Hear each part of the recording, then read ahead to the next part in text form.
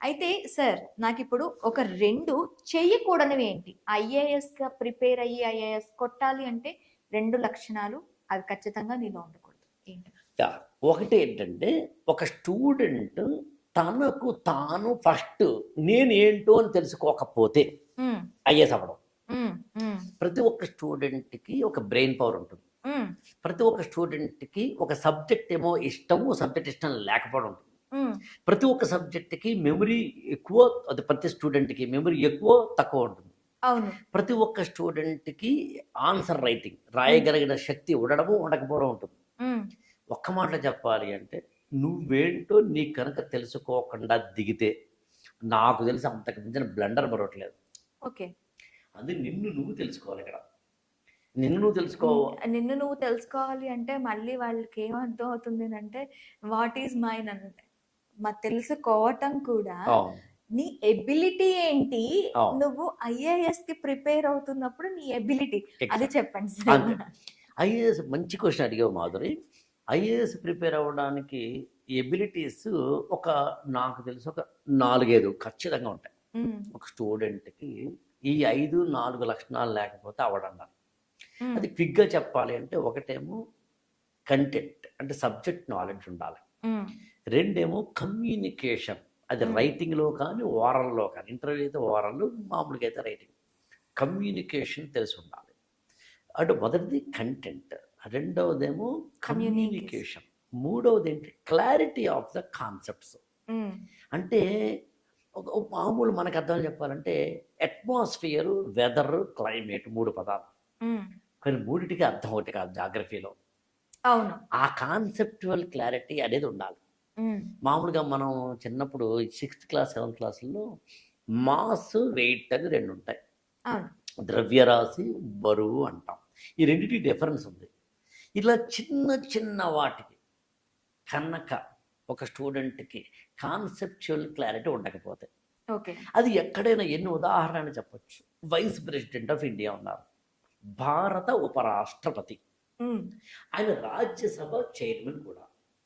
Okay. Question ఏంటంటే, అర్థం చేసుకోవాల్సింది ఏంటంటే, స్టూడెంట్ చదువుతున్నప్పుడు భారత ఉపరాష్ట్రపతి అని ఆర్టికల్ చదివేసి, ఆయన రాజ్యసభ చైర్మన్ అని చదివేస్తే కుదరదు. ఎందుకు ఆయననే రాజ్యసభ చైర్మన్‌గా పెట్టారు? ఎందుకు ప్రెసిడెంట్‌ని ఆయననే పెట్టొచ్చుగా. ఉపరాష్ట్రపతి అయ్యాడు. అయ్యారు. నువ్వు కూడా ఓకే. ఐఏఎస్ అవ్వచ్చు తెలిసినా? ఇలా ఇలా ఆలోచించడమే. అంతే. తిరగేసి ఆలోచించడమే. ఓకే. కళ్ళున్నోడు ముందు చూస్తాడబ్బా! దిమాగున్నోడు దునియా మొత్తం చూస్తాడు. దిమాగున్న దునియా మొత్తం చూసేవాడు ఐఏఎస్ అవుతాడు. అవును. అంటే ఏంటి? రాష్ట్రపతిని పెట్టొచ్చు కదా! హ్మ్. హ్మ్. మరి ఎందుకు ఉపరాష్ట్రపతిని రాజ్యసభ చైర్మన్ చేశారు? ఓకే. ఇది కనుక క్వెషన్ చేసుకుంటూ చదివితే కాన్సెప్చువల్ క్లారిటీ అంటాం. హ్మ్. హ్మ్. ఇది లేకపోతే నువ్వు ఎంత చదివినా వేస్ట్ అంటాం. ఇలా ఎన్ని ఉదాహరణలు చెప్పొచ్చు. ఓకే. ఫండమెంటల్ రైట్స్ అని ఉన్నాయి. ఫండమెంటల్ డ్యూటీస్ అని ఉన్నాయి. అలాగే ఎకనామిక్స్‌లో క్యాపిటలిజం అని ఉంటుంది. కమ్యూనిజం అని ఉంటుంది. అలాగే world war. World war, first world war జరిగింది 1914 నుంచి 1918 అరౌండ్ 19 వరకు. సెకండ్ వరల్డ్ వార్ జరిగింది 1939 నుంచి 1944 ఆర్ 45 వరకు. నేను జస్ట్ రఫ్‌గా చెప్తున్నాను. 2 ప్రపంచ యుద్ధాలు జరిగాయని మనం చిన్నప్పుడు చదువుకున్నాం. అవును. 10థ్ క్లాస్‌లో అలా చదివితే నాకు అభ్యంతరం లేదు. 2 హ్మ్. వరల్డ్ వార్ జరిగాయి. ఎవరెవరు ఏంటి టిక్ టిక్ టిక్ టిక్ రాసేస్తావు. మంచి మార్కులొస్తాయి. పేపర్‌లో చూసుకుంటావు, ఆనందిస్తావు, స్వీట్లు పంచుకుంటావు. అయితే ఐఏఎస్ అలా చదవకూడదు. రెండిటికి కామన్ ఏరియాస్ ఏమైనా ఉన్నాయా? కారణాలేంటి? కారణాలేంటి? కామన్ కారణాలేంటి? హ్మ్. మొదటిసారి ఒక ప్రపంచ యుద్ధం జరిగిన తర్వాత కాస్త అటు ఇటుగా 20 ఏళ్ల గ్యాప్‌లోనే మళ్ళీ మళ్ళీ జరిగింది. జరిగింది. కారణం ఏంటి? రెండింటికి అంటే 2 సార్లు కూడా కాస్త అటు ఇటుగా జర్మనీయే కారణం. జర్మనీయే ఎందుకు కారణం అవ్వాలి? హ్మ్. 2 యుద్ధాలు కూడా సమసిపోవడానికి బ్యాక్‌గ్రౌండ్‌లో బాగా తెలివిగా చేతికి చమురంటుకోకుండా పనిచేసిన మహా తెలివైన దేశం అమెరికా. హ్మ్. ఎందుకు అమెరికా అలాంటి రోల్ తీసుకుంది? ఇట్లా చదవడం మొదలుపెడితే, ఈ కోణాలన్నిటిని కూడా పీకి పాకం పట్టడం మొదలుపెడితే ఐఏఎస్ అవుతాం. ఓకే. దాన్ని కాన్సెప్చువల్ క్లారిటీ అంటాం. సోషల్ ఇష్యూస్‌లో క్యాస్ట్ ఉంది. సార్ ఇంకొకటి సార్. మాక్సిమం ఆస్పిరెంట్స్ దగ్గర నేను వినే ఇదేంటి అంటే వీళ్ళ పేర్లు ఉంటాయి. ఇప్పుడు మీరు కారణాలు ఏవైతే చెప్పారో వాళ్ళ పేర్లు గుర్తుపెట్టుకోవడం కూడా చాలా కష్టం. హిస్టరీలో అది కూడా వాళ్ళ పేర్లే డిఫరెంట్గా ఉంటాయి. ఆ డిఫరెంట్లో ఉన్న వాళ్ళకి కూడా పేర్లు, వాళ్ళ క్యారెక్టర్స్, ఆ క్యారెక్టర్స్కి సంబంధించి టైం పీరియడ్, ఇవన్నీ కూడా కొంచెం క్రిటికల్గా, కొంచెం వాళ్ళు అబ్జర్వ్ చేస్తే మనకు కూడా బయట నుంచి అబ్జర్వ్ చేస్తున్న వాళ్ళకి ఎలా చదువుతున్నారా బాబు అనే ఒక ఇది ఉంటుంది. సో ఇది ఎలా గుర్తుపెట్టుకోవాలంటారు? నేను ఒకటి ఏదైనా ఎప్పుడైనా కానీ ఒక స్టూడెంట్ గుర్తుపెట్టుకోవడానికి సింపుల్ చిట్కా ఒకటి చెప్తా. ఓకే.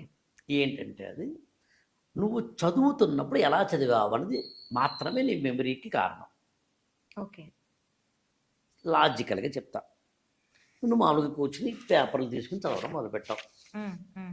నువ్వు చదువుతూ ఉన్నప్పుడు చక్కగా హాయిగా చదువుతున్నావు, నాకు అభ్యంతరం లేదు, ఏదో టాపిక్ చదువుతూ వెళ్తున్నావు బాగుంది, చదువుతూ వెళ్తున్నావు బాగుంది. ఈలోగా ఫోన్ వచ్చింది, వాట్సాప్ ఓపెన్ చేసావు, ఏదో వాట్సాప్లో చెక్ చేసుకున్నావు, ఎస్ నో ఏదో పెట్టావు, మళ్ళీ పక్కన పెట్టావు, మళ్ళీ సెల్ ఫోన్ పక్కన పెట్టి చదువుకుంటున్నావు. మళ్ళీ ఈలోగా ఫోన్ ఏదో వచ్చింది, మాట్లాడుతున్నావు, చెప్పరా, ఓకే గుడ్, వెరీ గుడ్, అది ఓకే, పక్కన పెట్టావు, పెట్టి మళ్ళీ చదువుతున్నావు. ఇలా చేస్తే నీకు గుర్తుండదమ్మా, అంతే. పెద్దగా ఆలోచించక్కర్లేదు. దీనికోసం మహా పెద్ద పండిత వరేణ్యులందరూ వచ్చేసి నీ మెమొరీకి బ్యా. ఇంకొక స్టెప్, దీనికి ఇంకొక స్టెప్. చదువుతున్నావు, చదువుకుంటూ వెళ్ళిపోతున్నావు. కానీ అలా కాదు. చదువుతున్నప్పుడు ఈ కాన్సెప్ట్ ఏంటి అని ఇది ఒక బుక్ అనుకుంటే ఈ పక్కన పేరాల పక్కన పెన్ తోటి రాయాలి. ఈ మొత్తం ఎసెన్స్ని సింగిల్ లైన్లో, ఎందుకంటే 2 లైన్స్లో మొత్తం ఒక 15 వాక్యాల పేరాని 2 లైన్లో పక్కన రాయాలి. అది కూడా రెడ్డింగ్ పెన్తో రాయాలి, పోనీ గ్రీనింగ్ పెన్తో రాయాలి. ఇదే సేమ్ కలర్ ఉండకూడదు. ఇలా రాసేటప్పుడు నీ బ్రెయిన్ ఏం చేస్తుంది, ఆలోచిస్తుంది. ఓకే. అరే 15 వాక్యాలను 2 వాక్యాలుగా రాయాలి అంటే ఎంత కష్టమా అని బ్రెయిన్ షార్ప్వేర్ అవుతూ ఉంటుంది. Then your brain is getting ఆటోమేటిక్గా ఆ చుట్టూ తిరుగుతూ ఉంటుంది. కాబట్టి అది బ్రెయిన్లో లెక్క. అంటే ఇందాకని చెప్పిన దాంట్లో avoid cell phone or any such distractions. ఇక్కడ ఏంటి, use your little bit of common sense while you are reading any book or whatever. మూడో చెప్తాను, మనం చదివేటప్పుడు ఎంత కాదనుకున్నా ఇది ఒక పేరా అనుకుంటే ఈ పేరాలో అన్నీ ఇంపార్టెంట్ ఉండవు. కీ వర్డ్ ఉంటుంది. రెడ్డింగ్ తోటి ఆ కీ వర్డ్ని నువ్వు బ్లాక్ చేయాలి. అండ్ ఎక్కడైనా ఏదైనా వెరీ ఇంపార్టెంట్ అనుకుంటే వాక్యాన్ని అంతటినీ కూడా బ్లాక్ చేయాలి. ఇప్పుడు ఏమవుతుందో తెలిసిన నీకు, ఇలా తిరిగే చదువుతూ ఉన్నప్పుడు ఆ బ్లాక్స్ ఎక్కడైతే ఉంటాయో అక్కడ నీకు తెలియకుండా నీ బ్రెయిన్ అలా వెళ్తూ ఉంటుంది. ఓకే. నీ బ్రెయిన్ అలా వెళ్తూ ఉన్నప్పుడు నీకు ఆటోమేటిక్గా నీకు తెలియకుండానే నీ బ్రెయిన్ రివైజ్ చేసుకుంటుంది. ఓకే. దాని గురించి ఆ సిచ్యువేషన్ ఏంటి, దానికి కారణాలు ఏంటి, ఇవన్నీ కూడాను మన ఆ 15 లైన్స్ అనేవి మళ్ళీ మనకి జ్ఞప్తికి వస్తాయి. చూసావా నువ్వు ఐఏఎస్ అవ్వచ్చు అని మళ్ళీ చెప్తున్నాను. దీనికి చిన్న ఎగ్జాంపుల్ మన లైఫ్లో చెప్తా. ఓకే. మామూలుగా మన ఇద్దరిని సరదా తీసుకుందాం. ఓ రోజు మన ఇద్దరికి పరిచయం అయింది ఒక టీవీ స్టూడియోలో, ఎవరో పరిచయం చేశారు. మనం మాట్లాడుకుని మీరేంటండి నేనేంటండి అయిపోయాం. తర్వాత మళ్ళీ 5 ఏళ్లకో 6 ఏళ్లకో మాత్రమే కలిసాము అనుకుందాం. నన్ను గుర్తుపెట్టారా అని నేను నువ్వు అడిగావు అనుకుందాం, అంటాం మనం. ఇప్పుడు అలా కాదు. సిచ్యుయేషన్ నెంబర్ 2, ఆ రోజున 5 ఏళ్ల కిందట ఎవరో పరిచయం చేశారు. తర్వాత అనుకోకుండా సూపర్ మార్కెట్లో నేనేమో ఏదో కొనడానికి వచ్చాను, నువ్వు కూడా కొనడానికి వచ్చావు, బాగున్నారా అన్నాను నేను. మళ్ళీ నా బ్రెయిన్ ఏం చేసింది, అప్పటికి 1 month ముందు మాట్లాడిన అమ్మాయితోటి మళ్ళీ మాట్లాడడం వల్ల ఇంకోసారి పిక్చర్ వేసుకుంది. ఈసారి మొన్న ఏంటి మీరేంటి నేనేంటి అని మాట్లాడుకున్నాం, ఈసారి మీదే ఊరు నాదే ఊరు అని మాట్లాడుకుంటూ ఉండొచ్చు. అంటే ఇన్ఫర్మేషన్ పెరిగింది, కన్ఫర్మేషన్ పెరిగింది, ఫిక్సేషన్ పెరిగింది. ఇప్పుడు ఇంకోసారి ఇంకో 1 month తర్వాత ఒక మ్యారేజ్లో, ఆ 1 month తర్వాత ఒక ఏదో ఏదో ఒక ఫంక్షన్లో ఆ 1 మంత్ తర్వాత ఇంకొక టీవీ స్టూడియోలో ఆ 1 మంత్ తర్వాత ఇంకో చోట ఇలా ప్రతి 1 మంత్కో 15 డేస్కో ఎక్కడో ఒక చోట మనం కలుస్తూ కలుస్తూ కలుస్తూ కలుస్తూ కలుస్తూ కలుస్తూ కలుస్తూ కలుస్తూ ఉంటే ఆటోమేటిక్గా మెమరీలో ఉండిపోతాం. అవును. మన ఇల్లు మన ఊరు గుర్తుండడం కారణం అదే. ఎందుకంటే ఓకే. రోజు వెళ్ళొస్తాం కాబట్టి. అవును. ఇప్పుడు తిరగాయి నువ్వు ఇలాగ ఎప్పుడైతే ఇంపార్టెంట్‌వన్నీ అండర్‌లైన్ చేసావో, లేదా బ్లాక్ చేసావో, లేదా రౌండ్ చేసావో, అది కూడా వేరే ఇంక్ పెన్ తోటి 5 రోజుల తర్వాత ఒకసారి తిరగాయి, హ్మ్. 10 రోజులకు ఒకసారి తిరగాయి, హ్మ్. 1 వీక్ ఒకసారి తిరగాయి, రాత్రి పడుకునే ముందు తిరగాయి, ఆ రోజు ఏం చదివావో అప్పుడు ఆటోమేటిక్‌గా గుర్తుంటుంది. సార్ ఎందుకంటే నీ మళ్ళీ బ్రెయిన్ దాంతోటి ఏమవుతుంది ఆట ఆడుకుంటోంది, యాహ్! ఫ్రెండ్‌షిప్ చేసుకుంటోంది, లవ్‌లో పడుతోంది, దాంతో బాండింగ్ ఏర్పడుతుంది. మనం ఇంతవరకు చేయాల్సిన వాటి గురించే మాట్లాడుకుంటున్నాం. యాక్చువల్లీ నా క్వెషన్ ఈస్ మనం ఏం చేయకూడదు. అంతే. 2 లక్షణాలు ఏం యాక్చువల్‌గా ఉండకూడదు. యాక్చువల్‌గా మాధురి ఇవన్నీ చేయట్లేదు గదా! హ్మ్. అదే చేయమంటున్నాను నేను. ఓకే. ఓకే. అంటే మెమొరీకి సంబంధించి నువ్వు అడిగావు. హ్మ్. ఇక్కడ ఇంకొక పాయింట్ చెప్తాను. నేనేదైనా ఒక పుస్తకం చదువుతాను అనుకుందాం. హ్మ్. నేను చదువుతుంటే నువ్వు నమ్మవు, at any point of time లీనమైపోయి హ్మ్. అందులో తపస్సు చేస్తున్న వాళ్ళ లీనమైపోయి చదువుతాను. ఓకే. నేను ప్రతీదీ నోట్స్ రాసుకుంటాను. సరే నోట్స్ అంటే మొత్తం ఉన్నదంతా యాజ్ ఈజ్‌గా రాయడం కాదు. హ్మ్. పాయింట్స్. ఏవి కావాలో అవి తీసుకుంటాం. అక్కడ 3 పెన్నులు వాడతాను నేను. Okay. Red ink pen, green ink pen, black. Black I love అది బ్లాక్. Blue hmm. వాడను నేను. ఓకే. అంటే ఒక కాన్సెప్ట్‌కి రెడ్ వాడతా, ఇంకో కాన్సెప్ట్‌కి గ్రీన్ వాడతా, ఇంకో కాన్సెప్ట్‌కేమో బ్లూ వాడతా, బ్లాక్ వాడతా. ఓకే. ఇప్పుడు ఈ 3 రకాల పెన్నులను ఎప్పుడైతే వాడుతున్నానో, హ్మ్. నాకు ఏది ఎప్పుడు ఆ పేజ్ చూసినా భలే మొత్తం కాన్సెప్ట్ అంతా గుర్తొస్తుంది. ఓకే. అది నాకు ఏ పుస్తకం చదివినా, ఆ పుస్తకం నా బ్రెయిన్‌లో ఉండిపోతుంది. నేను మనుషుల్ని ఎప్పుడైనా మరి నువ్వు గమనించావో లేదో తెలీదు కానీ, ఇంతకుముందు కూడా ఒక ఇంటర్వ్యూలో చెప్పాను మరి. నాకు రీసెంట్‌గా ఒక ఆవిడ ఫోన్ చేశారు. హ్మ్. "సార్ గుర్తున్నానా?" అన్నారావిడ. హ్మ్. గుర్తున్నారా? అనగానే మనం మెమరీ కష్టమే. యాక్టివేట్ అవుతుంది. ఆ! గుర్తున్నారా? అనగానే హ్మ్. మీరు హిమాయత్ నగర్‌లో మినర్వా హోటల్ దగ్గర నేనేమో కారు పార్కింగ్ ఇచ్చి లోపలికెళ్తున్నాను. మీరు మీ కోడలతోటి అప్పుడున్నారు. మీరే గదా! అన్నాను. ఆవిడసలు ఏంటి సార్ ఇంత మెమరీ ఏంటని.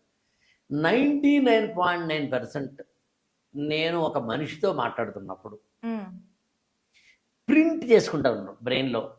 క్యాజువల్‌గా మాట్లాడను. హ్మ్. మీరెవరు? మీ పేరేంటి? Okay. So and so. Including the dress, including the attire, including the body language everything బ్రెయిన్‌లో పెట్టుకుంటాను నేను. హ్మ్. అంతలా ప్రింట్ చేసుకుంటా. ఎక్కడ ఉంది ఈ రహస్యం చెప్తాను మీకు. ఇన్వాల్వ్‌మెంట్‌లో ఉంది. Okay. If you are involving, నువ్వు ఒక దాంట్లో ఇన్వాల్వ్‌మెంట్ ఉంటే అక్కడ నీకు గుర్తుంటుందబ్బా! హ్మ్. అందుకనే సినిమాలు మనం బాగా గుర్తుంటాయి. నువ్వు ఎప్పుడైనా గమనించావో లేదో? హీరోయిన్ బస్సులో వెళ్తోంది, హీరో గుర్రం మీద వెళ్తున్నాడు అని నేను చెప్పిన వెంటనే నాకు తెలిసి నీకు కూడా నాకే అడిగారు లాస్ట్ టైమ్. మగధీర. గుర్తొచ్చేసింది. యెస్. అప్పుడు కాజల్‌ది వైట్ చున్నీయా? బ్లాక్ చున్నీయా? వైట్ గుర్తొచ్చేసింది. చున్నీ. ఎందుకనంటే సినిమా హాల్‌లో నువ్వు క్యాజువల్‌గా కూర్చోలేదు. అక్కడ ఫోకస్ పెట్టాను. ఎగ్జాక్ట్‌లీ. కాన్సంట్రేషన్ పెట్టావు, ఫోకస్ పెట్టావు, లీనమయ్యావు, ఇన్వాల్వ్ అయ్యావు. నేనేమంటున్నానంటే పుస్తకాల దగ్గర అలా లేనమవ్వు. హ్మ్. నీకు ఎగ్జామ్ హాల్‌లో 'మగధీర' సినిమాలో హీరోయిన్‌లు ఎవరు నడకపోవచ్చు. 'పుష్ప 2'లో హీరో ఎవరు నడకపోవచ్చు. 'సామి సామి' సినిమా ఎందులో పాట ఎందులో నడకపోవచ్చు. 'లిటిల్ హార్ట్స్' అనే సినిమాలో హీరో ఎవరో మౌలియా, గోలియా నడకపోవచ్చు. ఇలాంటివి ఏమీ నడకపోవచ్చేమో కానీ, హ్మ్. ఇందాక నుంచి మనం మాట్లాడుకుంటున్న ఏవైతే ఇండియన్ కాన్స్టిట్యూషన్ గురించో, ఇండియన్ హిస్టరీ గురించో, లేకపోతే కరెంట్ అఫైర్స్ గురించో, మోడీ ఏ దేశం వెళ్లారు, ఏ దేశం వెళ్ళలేదు దాని గురించో, ట్రంప్ మన మీద వేస్తున్న టారిఫ్‌ల గురించో మాత్రం అడుగుతాడు కాబట్టి వీటన్నిటిని గుర్తుంచుకుంటే నీ జీవితం బాగుంటుంది. అవును. అంతే. అందుకని చెయ్యకూడని పనులు ఏమిటి అంటే ఏం అక్కర్లేదు. నువ్వు అవాయిడ్ సెల్ ఫోన్ హ్మ్. అండ్ రీడింగ్ హ్యాబిట్స్‌ని మార్చుకో. నాన్సెన్సికల్గా రీడింగ్ హ్యాబిట్స్ని పెట్టుకోకు. ఓకే. ఇందాక నా మాధురి నేను ఒక పిరమిడికల్ చెప్తూ మనం ఇలా వచ్చాం కాబట్టి ఆ పిరమిడికల్ చెప్పేసి ముగిస్తాం. మనం ఏమన్నా అంటే కాన్సెప్ట్స్ తెలియాలి, కంటెంట్ తెలియాలి, కమ్యూనికేషన్ ఉండాలి, దాంతోపాటు 4వది క్లారిటీ ఉండాలి, 5వది కమిట్మెంట్ ఉండాలి. 5 Cలు చెప్పడం నా ఉద్దేశం ఇక్కడ. Content, communication, clarity, commitment and more over concept. ఈ 5 తెలిసిన వాడు ఐఏఎస్ అవుతాడు. ఈ 5 తెలుసుకోకుండా చదవడం అనే మిస్టేక్ చేయొద్దు. సో నువ్వు ఏ 2 చేయకూడదు అన్నావు అన్నదన్న ఇచ్చే సమాధానం ఏంటంటే, నిన్ను నువ్వు తెలుసుకోకుండా ప్రిపేర్ అవ్వద్దు మొదటిది. రెండవది వెరీ వెరీ ఇంపార్టెంట్, ఇంతవరకు చెప్పిన దాంట్లో ఏంటంటే 5 Cలు తెలియకుండా ఉండకుండా ముందుకెళ్ళు. అంతే. ఓకే. అయితే సార్, ఐఏఎస్లు ప్రిపేర్ అయ్యేటప్పుడు గ్రూప్ కమ్యూనికేషన్స్ మనం ఎక్కువగా చూస్తూ ఉంటాం. గ్రూప్గా కూర్చొని ఒకరికి ఒకరు చెప్పుకోవటం ఒకరు ఇలా. మన లైఫ్లో ఐఏఎస్ ఆస్పిరెంట్స్కి ఒక 3 ఫ్రెండ్స్ ఉండాలి అంటారు. సో ఆ ఫ్రెండ్స్ ఏంటి, ఎలాంటి ఫ్రెండ్స్ ఉండాలి ఆ 3 కూడా? సూపర్ మాధురి. అసలు ఫస్ట్ నేను ఏమంటానంటే, ఐఏఎస్ ఆస్పిరెంట్కి ఫ్రెండ్స్ ఉండకూడదు, కానీ 3 ఫ్రెండ్స్ ఎవరో చెప్తా. ఫ్రెండ్స్ ఉండకూడదు. సార్ 3 ఫ్రెండ్స్ ఎవరో చెప్తా, 3 మిత్రులు చెప్తా. లేదు సార్, నేను నిజంగా ఐఏఎస్ అయిపోతాను సార్, ఫ్రెండ్స్ లేదు. నేను అదే మళ్ళీ చెప్తాను కదా, నువ్వు ఐఏఎస్ ప్రిపేర్ అయిపోతావు. ఓకే, అయిపోతాం. 3 ఫ్రెండ్స్ ఎవరు ఉండాలో చెప్తా. 3 మిత్రులు. ఫ్రెండ్స్ గ్రూప్ డిస్కషన్ గురించి చాలా జాగ్రత్తగా నేను 20 ఏళ్ల కిందట మనందరికీ కూడా ఇన్ఫర్మేషన్ తక్కువ ఉండేది, చాలా కమ్యూనికేషన్ తక్కువ ఉండేది. అది అసలు ఏదో ఒక ఈనాడు పేపర్లోనో, ఇంకా నేను మాట్లాడుతుంది ఈనాడు అంటే సాక్షి లాంటి పేపర్లు రాకముందు కాబట్టి, ఇంకా 20, 25, 30 ఏళ్ళ నేను ప్రిపేర్ అవుతున్నా, నేను 10th క్లాస్ అవుతున్నా టైమ్స్లో, అంటే 2000 సంవత్సరం కన్నా ముందు తీసుకుందాం. అప్పట్లో ఇన్ఫర్మేషన్ తక్కువ ఉండేది. ఓకే. కోచింగ్ సెంటర్లు తక్కువ ఉండేవి, అలాగే ఫ్యాకల్టీలు తక్కువ ఉండేవారు, మెటీరియల్స్ తక్కువ ఉండేవి. కరెంట్ అఫైర్స్ నింపడానికి మహా అయితే హిందూ పేపర్ కూడా పొద్దున్న కాకుండా మధ్యాహ్నం వచ్చేది, ఊర్లో అయితే కనుక ఆ మర్నాడు వచ్చేది. ఇలాంటి ఒకానొక పరిస్థితి ఉండే రోజుల్లో స్టూడెంట్కి టీచర్ తోటో, ఫ్యాకల్టీ తోటో, కోచింగ్ సెంటర్ తోటో, న్యూస్ పేపర్లతోటో అక్వైంటెన్స్ లేనప్పుడు అతని ఇన్ఫర్మేషన్ కావాలి కాబట్టి, స్ట్రాటజీ గురించి తెలియాలి కాబట్టి, అది ఎవరు ఏంటి, ఎలా చదువుతున్నారు, ఏం చదవాలి, ఏం చదవకూడదు, ఎగ్జామ్ ఏంటి, ఎగ్జామ్లో ఏమొస్తాయి, ఏవి రావు, X, Y, Z తెలియాలి కాబట్టి ఒక కమ్యూనికేషన్ ఛానల్ ఉండాల్సి వచ్చేది. ఆ కమ్యూనికేషన్ ఛానల్ పేరే గ్రూప్ డిస్కషన్, ఆ కమ్యూనికేషన్ ఛానల్ పేరే పీర్ గ్రూప్, ఆ కమ్యూనికేషన్ ఛానల్ పేరే ఫ్రెండ్స్. అందుకని మేము చదువుకునే రోజుల్లో గ్రూప్ డిస్కషన్ ఎందుకు ఉండాలి, గ్రూప్ ఎందుకు ఉండాలి అంటే అర్థం ఇన్ఫర్మేషన్ ఇవ్వడం కోసం, దాంతో తీసుకుంటాం, దాంతోపాటు అవేర్నెస్ని బిల్డప్ చేసుకునేందుకు. ఈ పుస్తకం చదవాలా అన్నా, ఈ పుస్తకం చదవకూడదా అన్నా అని చెప్పేందుకు. ఇవాళ ఒక్కసారి సిచ్యుయేషన్ చూడు, హిందూ పేపర్తో సహా Times of India, Hindu paper, Economic Times, Financial Express, Tribune, Hindustan Times, Mint, దాదాపు 20 పేపర్లు ఫ్రీగా ఆన్లైన్లో ఏదో ఒక టెలిగ్రామ్ ఛానల్లో పైరసీను, నాన్ పైరసీను, అఫీషియల్, అన్అఫీషియల్, దొంగతనంగాను, దొరతనంతోనూ ఇస్తున్నారు. లేదు, సబ్స్క్రిప్షన్ ఉంటే వాళ్ళ దాంట్లోనే తీసేసుకోవచ్చు ఈజీగా. నీకు పింగ్తో పాటు వచ్చేస్తుంది కదా. పంచన్గా 5 o'clockకి టైమ్స్ ఆఫ్ ఇండియా పేపర్ నా మొబైల్లో ఉంటుంది కదా. ఎస్. అలాగే ఏ బుక్ కావాలి చెప్పు, ఉంటాయి. యా. అలాగే ఏదో ఉదాహరణకి అమెజాన్ రెయిన్ ఫారెస్ట్ గురించి నాకేదో తెలియాలి ఇన్ఫర్మేషన్ అనుకుందాం, ఇంటర్నెట్లో కొట్టు, ఇప్పుడు చాట్ జీపీటీలో కొట్టు. నువ్వు నమ్మో, నేను నిన్ననే మామూలుగా మనకి 5 సముద్రాలు, పసిఫిక్, ఇండియన్ ఓషన్ లా 7 సముద్రాలు సప్త మహాసముద్రం. సముద్రం. ఆ? 7. సప్త సముద్రాలు అనేదేమో మన యొక్క పురాణాల ద్వారా, మామూలుగా జాగ్రఫీలో 5 మహాసముద్రాలు, ఓషన్స్. ఓకే. పసిఫిక్ అంటే Atlantic ocean, Pacific ocean, Indian ocean, southern ocean, అలా మొత్తం 5.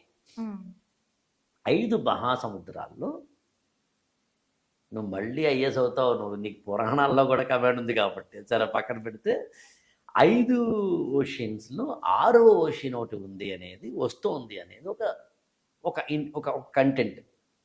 6 ఓషన్ వస్తుంది. ఓకే.